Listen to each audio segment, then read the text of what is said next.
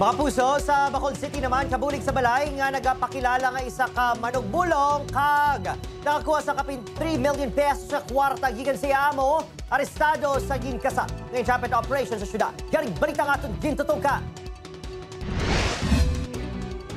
Hubalin sang 2021 sang gintuan ni Ninfa si alias Inday, 27 anyos, bilang kabulig sa balay sini sa Silay City, Negros Occidental. Nangin mamaga na kuno ang buot sini sa iya. Bago nagpakilala nga manugbulong, kag sarang sini nga makuha ang malaing espiritu kung tinuga nga nagatuyo nga halitan ang kabuhi ni Ninfa, nangin sige-sige ang paghatag sini sang kwarta kay Inday. Sa sunod sa 4 katuig, kapin 3 milyones pesos na ang nakuha ni Inday sa amo. Nya day, ako yang bahala sa imo. Kay may power ko yang may libro sa nga gamay nga nagasiga-siga para ipatay sa ninuno nga hindi makapatay sa pamilya ko kag sa akon, sir. Nag-abo sa punto nga nagapangutang pa ini sa mga utod agud makabayad sa kabulig. May power sa sir. Kamo na nga nagalutaw ko sa panganod.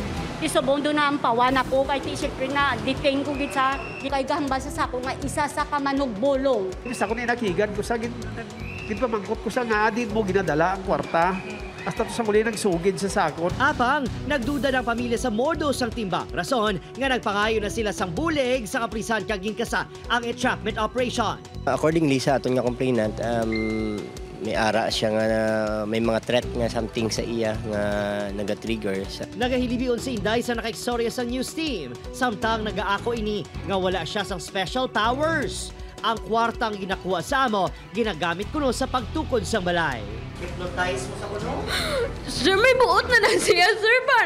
Ang pangistorya, pang bata na yan, sir. Paano ko sa ma-hypnotize?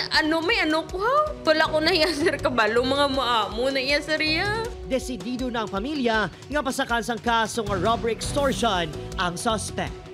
Opod, Kiril Casillo, Adrian Prietos, 1 Western Visayas.